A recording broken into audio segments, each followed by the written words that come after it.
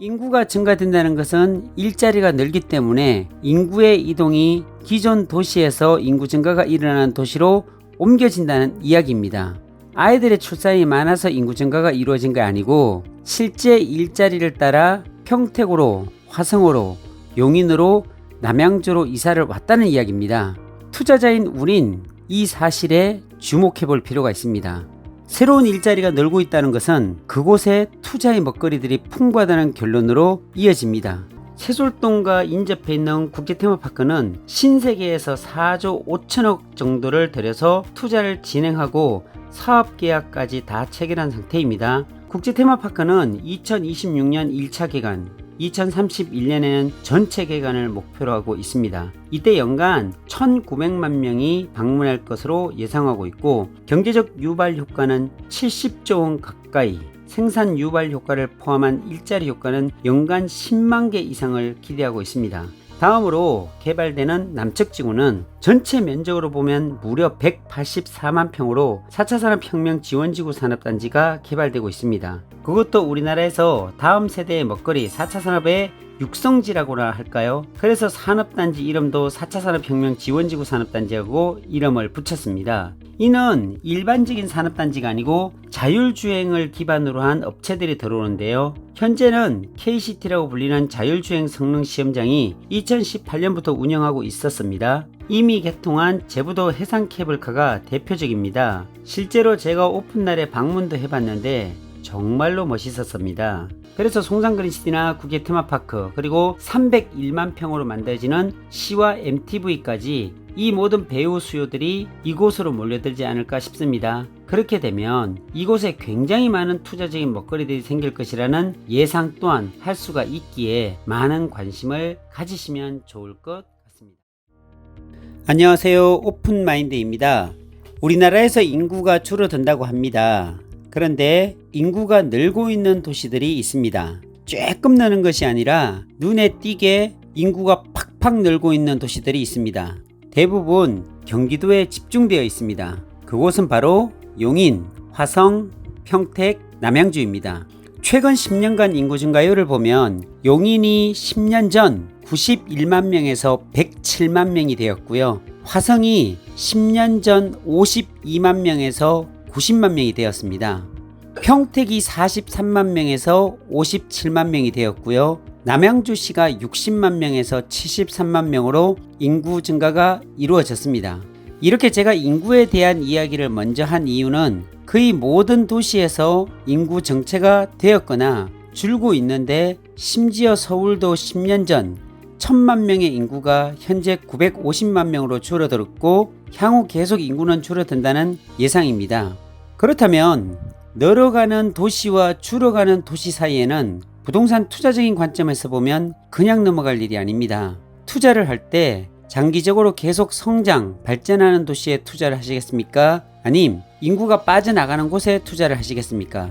인구 증가가 된다는 것은 나름 이유가 있습니다. 분명한 이유가 있겠죠?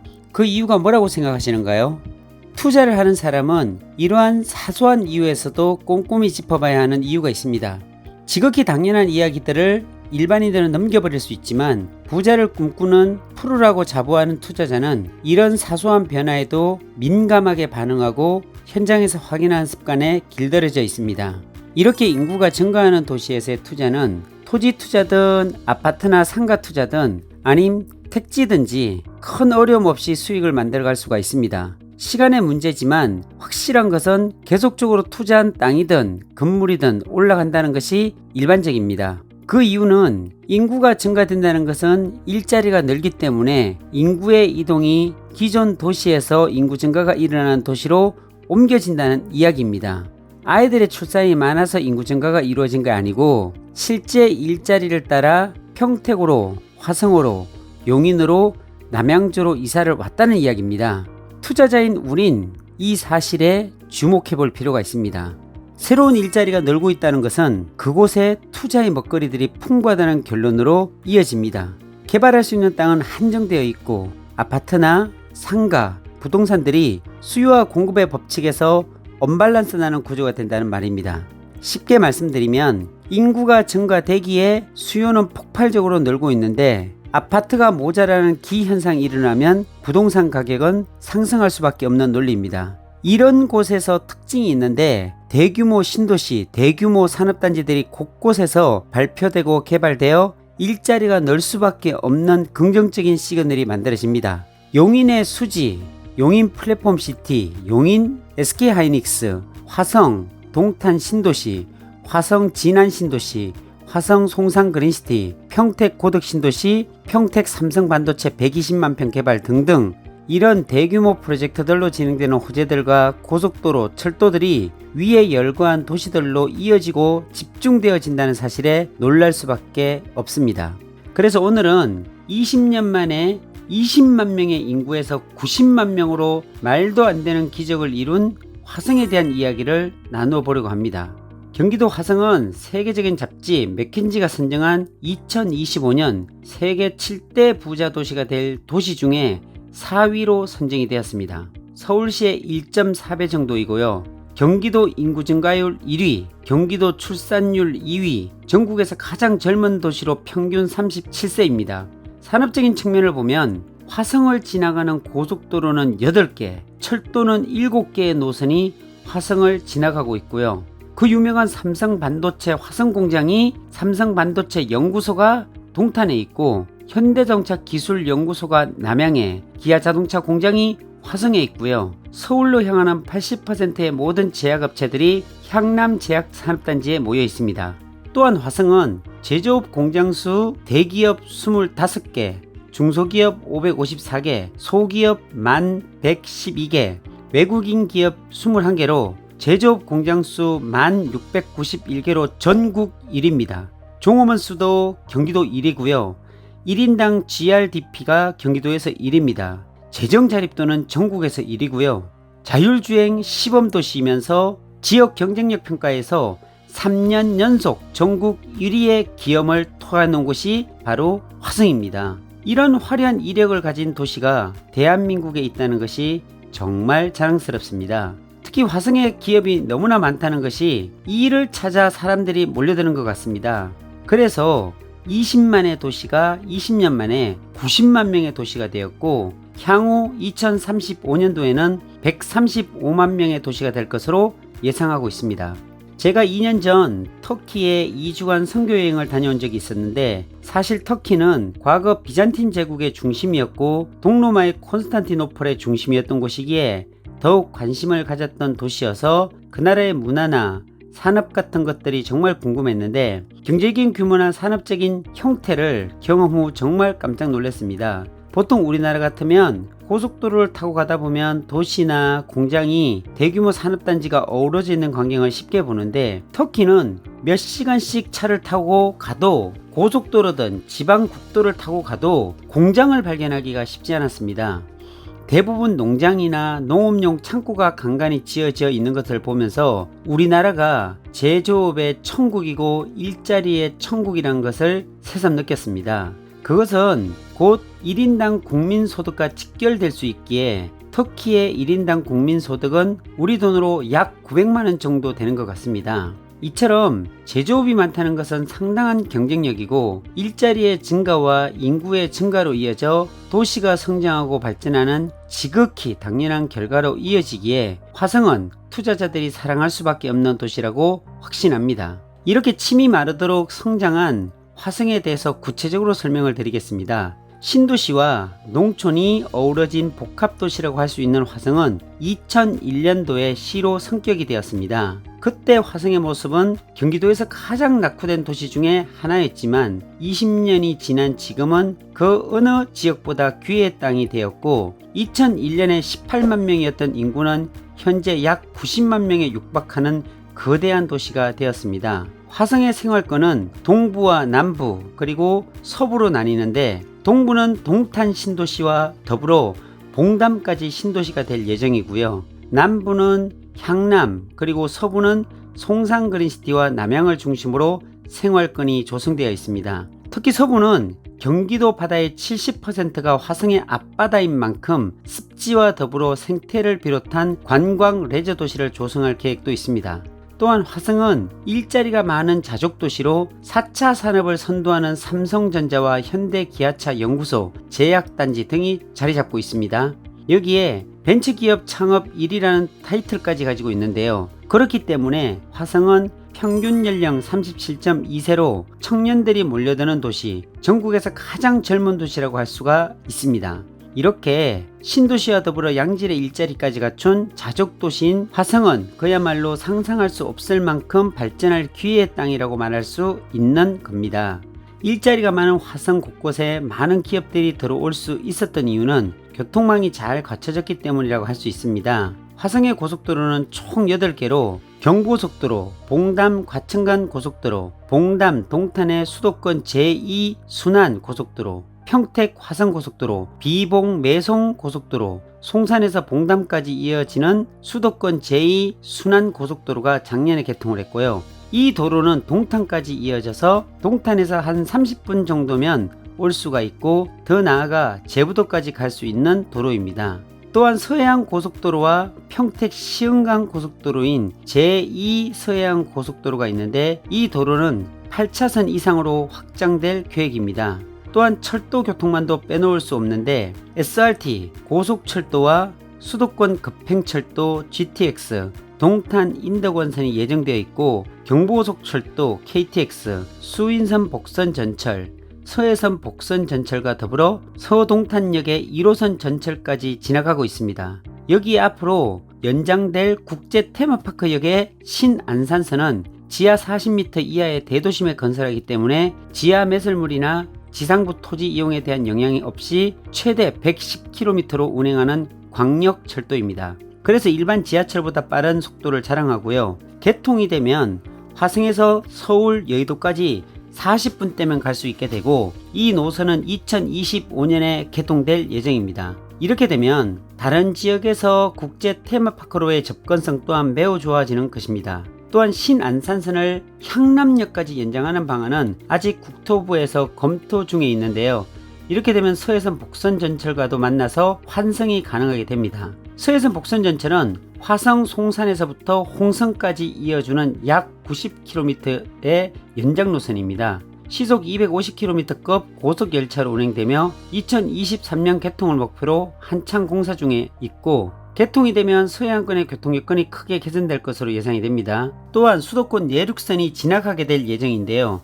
수도권 내륙선은 화성 동탄에서 안성과 충북 진천군을 거쳐 청주공항으로 이어지는 광역철도 노선으로 이렇게 되면 화성에서도 청주공항까지 다이렉트로 이어져 더 쉽게 해외여행을 즐길 수 있게 되는 것입니다. 이 노선은 2030년에 완공될 예정입니다. 이 정도도 어마어마한 교통 호재라고 할 수 있는데 여기에 또 하나 신분당선이 호매실에서 봉담까지 연장될 수도 있다는 좋은 소식이 있습니다. 호매실에서 봉담까지의 연장 노선이 작년 제4차 국가철도망 계획에서 포함되었습니다. 이 부분은 예타를 통과하여 확정되어야 하는데 현재는 수원시, 경기도와 사전 타당성과 관련하여 협의를 예정 중이고 화성시에서는 신분당선의 봉담을 연장하는 노선 추진에 최선을 다하고 있다고 합니다. 화성은 인구보다 일자리가 많은 자족도시라고 하는데 도시에서 가장 중요한 것은 바로 자족기능입니다. 화성시에는 대한민국의 4차 산업을 선도하는 삼성전자와 현대기아차 연구소가 대표적으로 있고 그 외에도 향남제약산업단지, 바이오, 벤처밸리 등의 직업군이 많기에 젊은이들이 많이 몰리는 도시입니다. 앞으로는 송산그린시티의 4차 산업혁명 지원지구 산업단지까지 개발이 완료된다면 화성이 상상할 수 없을 정도로 성장하는 도시가 되는 것은 시간 문제겠죠. 인구가 증가할 수밖에 없는 도시, 그리고 앞으로 세계 7대 부자 도시가 될 화성이 기대가 되지 않는가요? 여기에 계속해서 개발 이슈를 불러일으키는 송산그린시티에 대한 이야기로 이어가 보도록 하겠습니다. 우리가 흔히 알고 있는 1기 신도시는 분당 신도시, 일산 신도시, 평촌 신도시, 중동 신도시, 3번 신도시를 다 합하면 약 1,500만 평인데 송산그린시티의 개발 면적은 1,700만 평으로 1기 신도시를 다 합한 면적보다도 더 크게 개발되고 있고 분당 신도시가 약 600만 평인데 분당 신도시의 3배 규모로 현재 개발되고 있고 벌써 동척지구는 개발이 마무리되고 있습니다. 1700만 평으로 개발되고 있는 송산 그린시티는 매우 빠른 속도로 개발이 진행되고 있는데 그 이유는 간석지를 개발하는 것이기 때문에 토지 보상을 할 필요가 거의 없기 때문입니다. 보통 신도시나 대규모 산업단지를 개발할 때 제일 문제가 보상 문제입니다. 용인 하이닉스를 보더라도 용인시 처인구 원산면에 개발되는 용인 SK 하이닉스 반도체 공장이 사업고시 승인이 났음에도 불구하고 보상 문제로 착공을 하지 못하고 계속 미루어지고 있다는 것을 보면 대규모 택지나 산업단지가 만들어지는 곳에 가장 걸림돌이 보상 문제인데 송산그린시티의 대부분이 간석지로 수자원공사 땅으로 되어 있어 보상 문제가 없기에 공사는 일사천리로 진행되어 가고 있고 특히 산업단지는 토목공사를 마무리하면서 올해 내 산업단지 분양을 예정하고 있고 화성국제 테마파크도 올해 3월 이후 착공이 들어간다는 소식이 있습니다. 그만큼 개발 속도에 박차를 가할 수 있는 여건이 송산그린시티의 최대 장점이라고 할 수가 있습니다. 송산그린시티의 개발 순서는 동측, 남측, 그리고 마지막 서측입니다. 동측 지구는 시화호를 중심으로 안산시와 가까이 위치해 있으며 세솔동은 이미 개발이 끝난 곳으로 원형지가 없습니다. 세솔동에 있는 아파트들은 총 8,700세대로 국제 테마파크에 굉장히 큰 영향을 받은 곳인데 처음에 이 세솔동 아파트를 분양할 때 보면 34평 아파트가 3억 2천에서 확장까지 해도 3억 4천 정도 되는 가격이었는데 국제 테마파크가 이곳에 생긴다고 발표가 난 후에 현재는 이곳이 거의 7억 넘게 매매가 이루어지고 있습니다. 그래서 이곳에는 더 이상 개발할 토지도 없고 건설될 수 있는 아파트 용지가 없기 때문에 이 세솔동이 국제 테마파크의 최대 수혜 지역이 된다고 볼 수가 있습니다. 세솔동과 인접해 있는 국제 테마파크는 신세계에서 4조 5천억 정도를 들여서 투자를 진행하고 사업계약까지 다 체결한 상태입니다. 화성국제 테마파크는 일반 놀이동산과는 다르다고 할 수 있는데요. 디지털 놀이기구 등 첨단 IT 기술이 접목된 미래형 테마파크이기 때문이죠. 수자원공사에 따르면 신세계는 이곳에 최첨단 IT 기술이 접목된 놀이기구 중심의 어드벤처 월드, 온 가족이 사계절 함께 즐길 수 있는 휴양 워터파크 퍼시픽 오디세이, 인근 공룡을 화석지와 연계한 공룡 테마 주라기 월드, 장난감과 캐릭터로 꾸민 키즈파크 브리겐 토이 킹덤까지 4가지 컨셉의 테마파크와 더불어 천실 규모의 호텔, 쇼핑 공간 등의 체류형 복합시설, 공동주택과 공동시설 등의 조성에 약 4조 5천억 원을 투자할 계획입니다. 사업비만 4조 5천억 원, 약 127만 평의 부지까지 정말 초대형 프로젝트라고 할 수가 있죠. 국제 테마파크는 2026년 1차 개관, 2031년에는 전체 개관을 목표로 하고 있습니다. 이때 연간 1,900만 명이 방문할 것으로 예상하고 있고 경제적 유발 효과는 70조 원 가까이, 생산 유발 효과를 포함한 일자리 효과는 연간 10만 개 이상을 기대하고 있습니다. 다음으로 개발되는 남측 지구는 전체 면적으로 보면 무려 184만 평으로 4차 산업혁명 지원지구 산업단지가 개발되고 있습니다. 184만 평이 어느 정도 규모인지 상상이 가시나요? 제가 평택 고덕 신도시에 살고 있어서 평택 삼성전자를 자주 방문합니다. 평택 고덕 삼성전자의 규모가 120만 평입니다. 삼성전자 외곽도를 걸어가면 1시간 30분 이상을 걸어야 삼성전자 전체를 돌 수 있는 규모입니다. 그런데 송산 그린시티 남측 산업단지가 120만 평도 아니고요. 184만 평이면 얼마나 규모가 큰지 상상을 해보세요. 그것도 우리나라에서 다음 세대의 먹거리 4차 산업의 육성지라고나 할까요? 그래서 산업단지 이름도 4차 산업혁명 지원지구 산업단지하고 이름을 붙였습니다. 이는 일반적인 산업단지가 아니고 자율주행을 기반으로 한 업체들이 들어오는데요. 현재는 KCT라고 불리는 자율주행 성능 시험장이 2018년부터 운영하고 있었습니다. 이 성능 시험장에서는 자율주행과 관련된 자동차의 여러가지 데이터를 축적하고 있습니다. 앞으로 주행 데이터 축적을 가속화하고 자동차 상용 시대에 걸맞은 빅데이터를 구축할 수 있는 데이터 공유 사업이 본격적으로 추진된다고 합니다.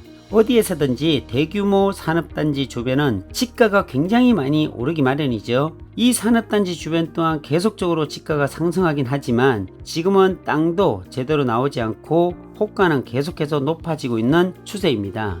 마지막으로 개발되는 수척지구는 오랜 시간이 걸리는 곳으로 규모로 따지면 세 곳의 개발 지역 중에서도 가장 규모가 크고 관광, 레저, 주거시설이 모두 구축되는 곳입니다. 말 그대로 신도시가 생기는 것이죠. 또한 송산그린시티와 인접한 시아오를 거점 삼아서 육지를 관통해서 바닷물이 흐르는 유럽형 고급형 도시를 기획 중입니다. 그러니까 오랜 시간이 지나 완성이 되면 굉장히 멋진 곳이 되겠죠. 너무 큰 면적이다 보니 공사를 아무리 해도 표가 잘 나지 않습니다. 현재 갈대밭으로 되어 있는 곳에 토목공사가 한참 진행 중에 있습니다. 볼로 구성되어 있는 간석지기에 신도시가 만들어지는 곳에 토사 유입을 한참 하고 있는 단계이며 분양은 2025년 이후에나 될 것으로 예상이 됩니다.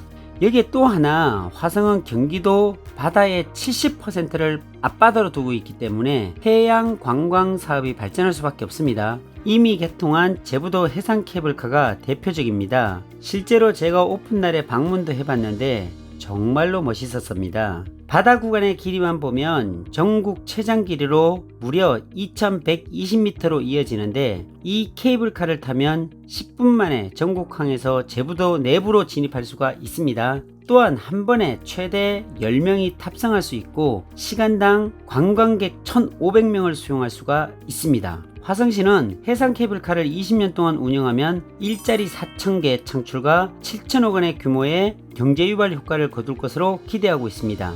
그래서 경제적인 효과를 좀 더 보면 송산그린시티 1700만 평이 개발되면서 그 아래쪽에 공평항, 제부도, 전국항으로 이어지는 관광벨트가 이어지는 첩삽이지 않은가 하는 생각을 하게 됩니다. 그래서 송산그린시티나 국외 테마파크 그리고 301만 평으로 만들어지는 시와 MTV까지 이 모든 배우 수요들이 이곳으로 몰려들지 않을까 싶습니다. 그렇게 되면 이곳에 굉장히 많은 투자적인 먹거리들이 생길 것이라는 예상 또한 할 수가 있기에 많은 관심을 가지시면 좋을 것 같습니다. 오늘은 경기도 화성시의 전체적인 정리와 개발 이슈 등의 정보들을 정리해 보았는데요. 앞으로 화성시가 어떻게 성장해 나갈지 정말 기대가 큽니다. 지금까지도 많이 성장했지만 향후 135만 명으로 성장할 화성의 투자자의 입장으로 생각해보면 절대 실패하지 않는 도시가 바로 화성이 되지 않을까 예상합니다. 신도시가 생겨나고 수많은 개발 호재들로 가득한 화성시를 주목해보시고 기회의 땅 화성에서 성공적인 투자를 하시기를 바라겠습니다. 오늘은 여기까지입니다. 감사합니다.